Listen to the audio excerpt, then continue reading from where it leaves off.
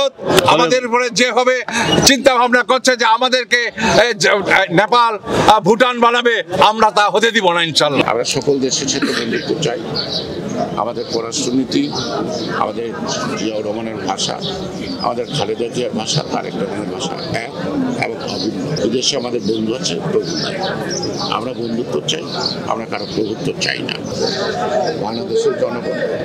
বাংলাদেশের জনগণই পছন্দ করবে তাকে কোথায় বসাবে। আন্দোলন করেছি এবং প্রবাসের প্রত্যেকটা আন্তর্জাতিক মহলে বাংলাদেশের এই স্বৈরাচারী সরকারের অপরাধ যদি আমরা তুলে ধরেছি। এবং আমি বাংলাদেশে এসেছি দীর্ঘ 20 বছর পরে। আপনারা সবাই আমাকে জানেন, চিনেন। আমি যুবদল থেকে এই দলকে সুসংগঠিত করে কার্যক্রম চালিয়েছি এবং আগামীতেও এই দলকে আরো সুসংগঠিত করে আমি আমার কার্যক্রম চালিয়ে যাব।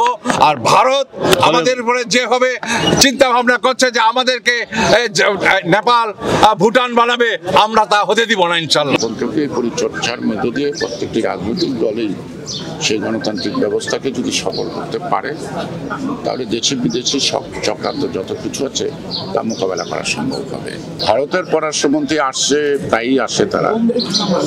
এখন নতুন প্রেক্ষাপটে তিনি আসছেন, তিনি যা বলছেন তা নতুন করে, তাহলে বোঝা যাবে যে পুরাতন সম্পর্কের মধ্যে কোনো ফাঁক ছিল, যে কারণে সম্পর্কটা নতুন করে নতুন আঙ্গিকে, বিশেষ করে বাংলাদেশের জনগণের যে চেতনাবোধ, আকাঙ্ক্ষাবোধ, বাংলাদেশের মানুষের যে চাওয়া পাওয়া, সেটা ভারত তারা উপলব্ধি করতে সচেষ্ট হবে এবং ভারতের সাথে বাংলাদেশের বন্ধুত্বের সম্পর্কটা দেশে দেশে হতে হবে, কোনো ব্যক্তি বা দলের সাথে নয়।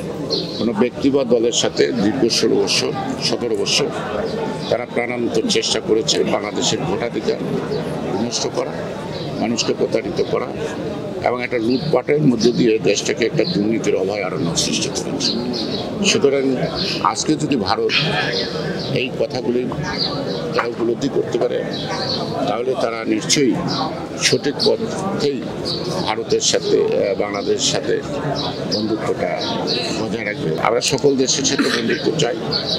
আমাদের পররাষ্ট্রনীতি, আমাদের জিয়াউর রহমানের ভাষা, আমাদের খালেদা জিয়ার ভাষা, তারেক রহমানের ভাষা এক এবং অভিন্ন। বিদেশে আমাদের বন্ধু আছে, প্রভু নাই। আমরা বন্ধুত্ব চাই, আমরা কারো প্রভুত্ব চাই না। বিশেষ করে ভারত প্রতিবেশী দেশ, তার সাথেও আমাদের সমমর্যাদার ভিত্তিতে পারস্পরিক স্বার্থকে সমুন্নত রেখে সমমর্যাদার ভিত্তিতে যদি আমাদের এই বন্ধুত্ব থাকে, সেই বন্ধুত্ব উভয় দেশের জন্য কল্যাণকর এবং ভবিষ্যৎ ইতিবাচক দিকে যায়।